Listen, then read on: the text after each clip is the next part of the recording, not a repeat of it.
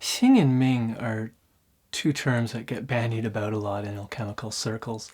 There's a lot of discussion about what is Xing and what is Ming, and what is Xinggong and what is Minggong. Today, what I want to do is talk about what those terms mean from the perspective of practitioners. What is the embodied experience of working with those two, and when do we focus on one and when do we focus on the other? So let's start by defining the terms. Ming is it's our this world incarnation, or this world manifestation of ourself in three-dimensional time and space. And so what that means is it's our life force. So it refers to the life force within, including the body and the energy within the body that will carry us over the course of our life. So it also has a sense of destiny. Of we have an allotted time on this earth, and Ming is very much sort of how long is that, included with another concept called shou, or longevity, which we'll discuss another time. And it's also what are we going to do with that time, right? Like, what is our destiny? So in Chinese, Ming can also mean destiny.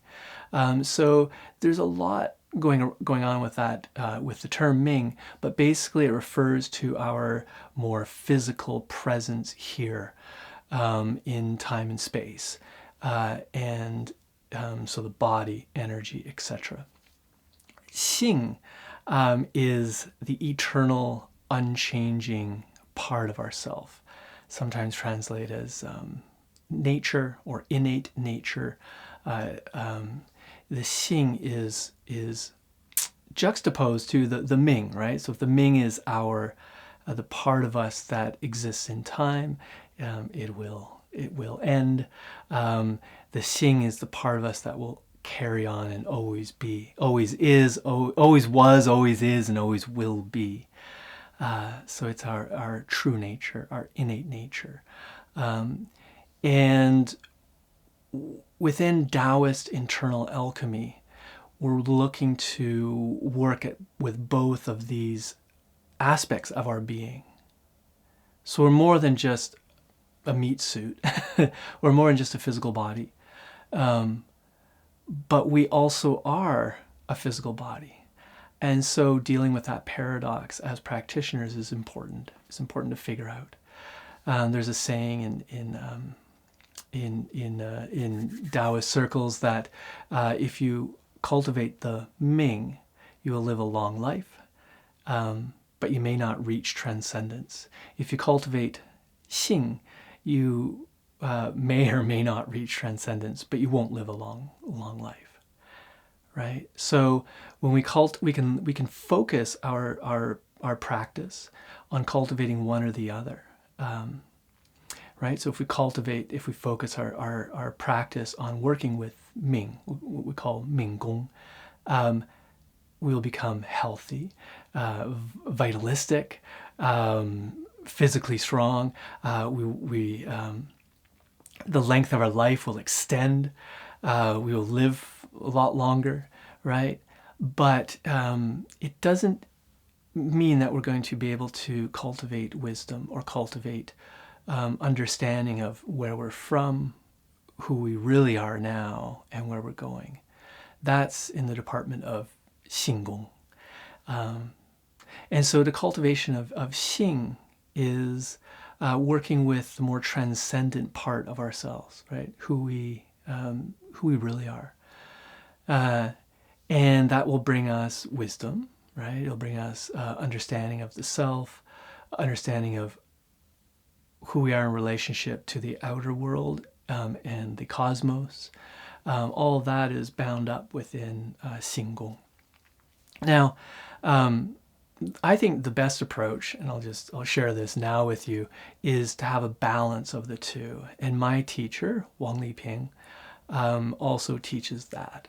And he teaches methods to work with both Ming and Xing, but teaches us how to know when to focus on one and when to focus on the other, and how to shift gears within our practice, right? So far this talk's been fairly abstract. So let's actually going to get into it, right? What is Ming Gong and what is Xing Gong? Well, there's methods. First of all, we have methods within our lineage, and there's lots of other lineages, and they have their own methods for working with these two aspects of the training.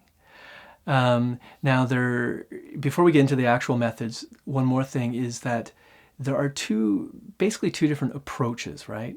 One is the Southern school, which is to focus on the Ming Gong first, and then go to the Xing Gong second. And then the Northern school of internal alchemy, which is Wang and the seven Taoist masters and that whole thing, which is my lineage as well, the Longmen Pai, the Dragon Gate lineage, is the received wisdom is to focus on the Xing first and then move into the Ming second, right? There are two different ways of doing it. However, all schools that I'm aware of agree that you need both, right? So Xing Ming Shuang Xiu, the dual cultivation of Xing and Ming, it's important. So although we have, working with Xing first and working with Ming first, in our lineage, we can also work with Ming first as well, right? So it's a very, and I think this is just the way for modern people in modern society. I think the thinking that my teacher Wang Liping has, and my own self as a teacher, is that working with the Ming Gong first is safer, easier, better to set up a foundation before we start transitioning into the Xing Gong. And so what we'll do is work with the Jing and Qi, right? So if you're working with Jing and Qi in your body, so there's three kinds of energy, right? There's Jing, Qi, Shen. Jing is the often translated essence. It's the more physical part of our nature. It's the what allows the physical body to exist, and it has a specific vibration and feeling experience within practice, right? And so that's Jing. And one of the second stage of internal alchemy is refining Jing into Qi. So when we refine that Jing and we have Qi, Qi is another experience we as practitioners, and it's also a part of Ming Gong. So both Jing and Qi are we call Ming Gong. And when we're working with Jing and we're working with Qi in the body, then we're working with Ming Gong. And then the Shen, which is the highest frequency of energy within the human body, and it's associated with our thinking and how we perceive the world, right? So sometimes I translate sensory Shen, which is a kind of Shen, the Shi Shen. And so that's often with the thinking. So if you think about something, then we're mobilizing Qi, we're mobilizing a part of our energy system to engage with what we're thinking about. And that's the Shen, right? Also what we're perceiving. So really the easiest way to think about when a practice is Ming Gong and when it is Xing Gong is what is the substance that it's working with. If it's working with Jing and Qi, then it's Ming Gong. If it's working with Shen, then it's Shen Gong or Xing Gong. It's working with the Xing. Now these substances we find in the body, right? So we have specific methods of going inside the body. Now another way to think about Ming Gong and know when we're doing a Ming Gong practice is when we're working inside the body. When we've sealed off the interior of the body, we've put our Yiyan, our awareness, inside, we've gone inside, and we're focused inside the body, working with something inside the body. That might be the lower dantian or the middle dantian or some of the organs, working with a mysterious opening within the body. If we've sealed up the body and we're just working within, then that's Ming Gong, right? And that's good stuff. It's good for our health, well-being, longevity, and it gives us juice, the juice to do the Xing Gong, and the Shengong, right? And we call that work working with the internal, the neigong, the internal alchemical ingredients, the internal medicine, also sometimes called the small pill, the xiaoyao.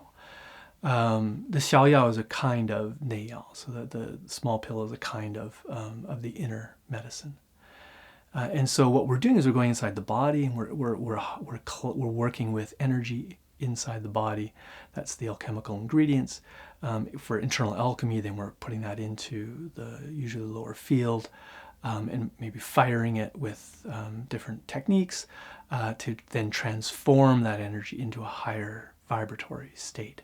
So if it's Xing, which is usually when we start working with, we're firing it into qi, and so that is when it begins moving, vibrating, and then heating up. So when you get that heat, that warmth inside from the practice, where the dantian really starts going, that's spinning off qi. That's creating qi, which then moves upwards, right? So lower dantian is where the original Jing resides. The middle dantian is where the original qi resides, and then the upper dantian is where the original shen resides.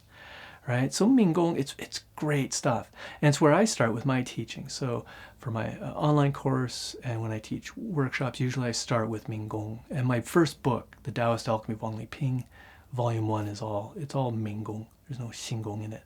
And then Volume 2 is when we start getting into the Xing side of things. So what's that practice like, right?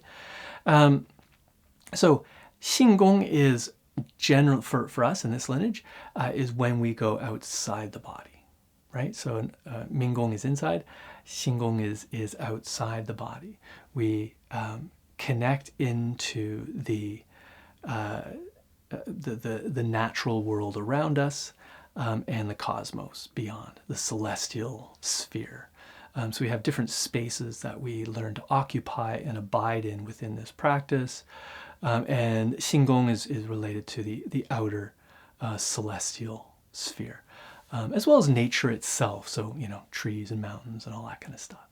There's different levels within it as well. And what we do is we learn to open a conduit with the external world of the I guess called the natural cosmic world. I'm thinking how to translate it. The natural cosmic world is probably the best translation. And we open up a conduit to go there and work with that, work within that area, and then bring back what we find there, which is a kind of energy, and it's a pre-celestial original qi of nature. Right? And we bring that back, and through the conduit that we open, we bring it back into the body, and then integrate that into our physical and Jing and Qi energetic body, right? But it's bringing that back through the conduit, down inside, and integrating it, fusing it, washing it through a system. There's a lot of different techniques and methods we can do that constitute Xinggong, right? But the main thing is we're bringing back that we're setting up a communication. We're bringing back. We're also going out, and we're setting up a communication, a resonance response, 感应, with the external world. We're learning how to harmonize with the natural cosmic world. For the Taoists, it's a big part of the practice, is learning how to understand our own natural rhythms in the body and in our spirit and mind and whatnot, and harmonizing that with the outer environment, the natural cosmic sphere. But this is more than just knowing when to go to sleep and knowing what food to eat, and it's a very much in our lineage anyway, very much an energetic matching with, harmonizing with, and working with. And when you get it, it's called tian ren he yi, so that the heavens and the person harmonize together. And so this is a big part of the Xinggong. Another thing we can talk about with Xinggong is the external medicine, the Wai Yao, right? So for internal alchemy, which is which is my jam, that's what I love, is internal alchemy. That's the core of of the lineage that I teach. Is we can go out by creating that conduit with the outside universe, bringing back that really nice chi. That chi then becomes the external medicine or the external alchemical ingredient, and we use that to form an elixir inside the body. So elixir is just a supercharged sphere of energy, the dantian, right? The lower dantian. When you take that far enough, it becomes an elixir. There's also elixirs for the middle and upper dantian. And the elixir that we form, the nature of that qi will be determined by the ingredients that we use to make it, right? So if we just use the neigong stuff to form an elixir, it's great, but it will just be what it'll be what it is. There's better elixirs that we can form, more interesting experiences we can have by bringing in the external medicine and using that inside the elixir. When we fire it, it'll have a different feeling, and it'll do different things within the body. It'll affect the body differently, and not just the body, the whole self differently. And so there is also there's this external small medicine and external big medicine. Small medicine is the chi that we can bring in from the natural world, so the mountains and forests and lakes and all that stuff, bringing that inside, great stuff. And then the dayao, the big medicine for the external medicine is from the celestial space itself. So the energy of the stars, sun, the moon, and beyond. There's a vibration out there that we can tune into and learn to work with and bring inside. And so that's a big part of Xinggong for us in this lineage. Now, now we want to do both, right? And so there's a distinction that we use that is Minggong leading Xinggong, and then Xinggong leading Minggong, right? So which one do you start with, right? Because you want both, but which one do you start with? Well, that can change, and it's up to us to decide in each session what we want, right? So when I practice every day very early in the morning, like 4 in the morning, I get up out of bed and hit the cushion for a few hours, and it's always a really wonderful exploration of, okay, well, let's see where I'm going to go today, and I kind of tune into myself. Okay, what do I need? Like if I'm feeling kind of run down and a little fatigued, life's busy, stressful, and I feel like I need to nourish myself, then I'll stick with the Minggong stuff. And then if I'm feeling kind of energized and I have some inspiration, then I will go with the Xinggong. So the way this stuff is structured is very interesting. It's I think when I first came to it, I thought too much about it, right? So I wanted to have clearly structure, have a schedule for, okay, when do I do Minggong, when do I do Xinggong, and how does it interact? It doesn't work like that. At least at least from what I've learned from Master Wang, and it really resonates with me, is just using intuition, knowing when to shift gears in our practice. Now we can do both within a session.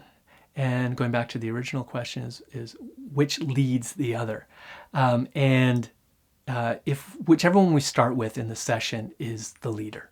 Okay, so we can set up so internal alchemy sessions are quite multifaceted, complex. There's a lot of different techniques and methods that we can stack together over time to get things done, and then we enter a wu wei state and allow the fruition of the work to come about. Right? So in the Yo-Wei section, where we're intentionally working with methods, whichever one we put first, so after we do the opening and the preparation, whichever method we throw first. So if we go inside and start going through the Maoyo cosmic orbit, start working with the internal organs and the lower field or even the middle field, tuning into that energy, refining Jing into Qi, that sort of stuff. That's Minggong, like I said. But after that's done, we can then go out into the cosmic world and bring back that pre-celestial original Qi from the universe, and bring that into the system and work with that. So we're doing both in one session, and that is Ming Dai Xing, right? So that's the Ming leading the Xing, and that's great.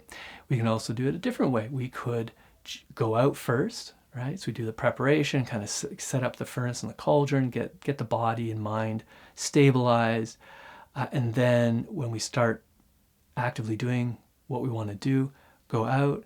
However we do that, bring back, work with that, bring that Qi back inside, and then take that Qi and say wash it through the organ systems, or just put it down into lower Dantian and fire it there for a while, or cycle it through the microcosmic orbit. Then that's Xinggong leading Minggong, right? Because we did the Xinggong first, therefore that whole session is going to have a Xingy kind of feel to it. Whereas the other one, where we start with the organs first, it's going to have a Mingy feel to it. And the experience of the two are quite different, and it's up to us as practitioners to feel what that feels like, right? And so we can do both within a session. We can also just focus on one or the other, just have a complete Minggong session or a complete Xinggong session. That's fine too. And then the question of northern school versus southern school is more a question of which methods are you starting with first, right? And that's a little bit different. So I'm representing a northern school, the Longmen Pai from Wang Yiping, right? And that goes back all the way to Qiu Chuji, Wang Chongyang, and further, good old Yu Zu, right? And what they've sort of passed on, well, I guess they pass on to Wang Chongyang, so I guess he's the main northern school guy, right? So that is what we do in our lineage. That's the working with the Xinggong is very important to us. It's an important stuff to get a handle on fairly early on. But the way I teach and the way Master Wang teaches is we do a lot of Minggong because it's just good for people. A lot of you guys out there, you're in the world, right? I'm in the world too. I have a family. I'm busy. I have a wonderful son that I'm raising, and being a part of the world, it's important that we maintain the physical, and we have enough juice to get us through the day and through our life. Otherwise, we can get depleted, and that's no good for our spiritual journey. I think the Xinggong, starting with the Xinggong, working just with that is good if you're in a cave on a mountain and you're just doing that, right? But I think it's good to start with some basic Minggong stuff. It's also safer because Xinggong can get a little it can get a little weird if you don't know what you're doing, right? So when I teach a Xinggong and Master Wang teaches Xinggong, there's specific, very specific safety protocols that we use, mechanisms that are built into the practice that keep us safe. Because when we're doing the Xinggong, we're opening up gates into other realms. And from my own experience, there are other realms, right, that we can't see, that are around us, and we can learn to enter those places. And opening up a conduit to the select cosmic sphere also can open up gates to those other realms, and things can come through, and that can get a little crazy if you don't know what you're doing, right? So it's really important that we stay really grounded and clean when we approach the Xinggong stuff, and I think Minggong is a great way to do that. Right, so there has been a bit of a shift, but the Xinggong stuff is very much still there. It's very much part of what we teach in this lineage, and I think it's really important because that's where we really learn who we are. and really open up to wisdom and to understanding of a much larger perspective. We're so much more than just physical beings. And we are more than just physical beings with energy inside, right? Tuning into the energy body is a great step along that process, but it's not the final step. It's just, from the perspective of our lineage, that's kind of just pretty basic still. Working with Xing and Qi and the energy system within the body. There's more steps, and one of those steps is learning how to Shengong and the Xinggong. So Shengong is another term that gets used sometimes. So Shen or spirit, and Gong is practice or work that we do, right? I could go on for this stuff for a long time, talking about this stuff for a long time. I think let's leave it there for today. So that's Xing and Ming. I think over the next little while I'll be putting up more videos. You can see I have a new background. This is the first time I moved, so I'm in a new home. I have a new studio.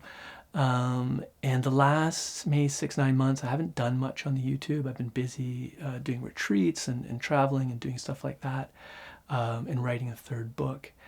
So now I want to put a little more love into the YouTube channel, be able to get content out to people into YouTube land. And so, yeah, this will be first of some more to come. Yeah, I got kind of the library look going on with all the books. It's really not a choice I made. It's just the only place in the, the house where I have space to film this. Also, in the next, soon I will be leading in-person retreats as well. So if you're interested in some in-person training, I'll be starting up that. I haven't done that since before the virus, COVID.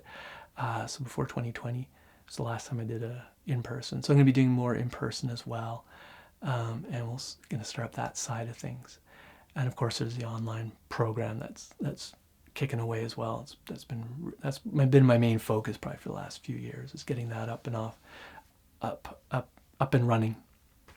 Okay, so love you guys, and have a great time. Talk to you later. Bye.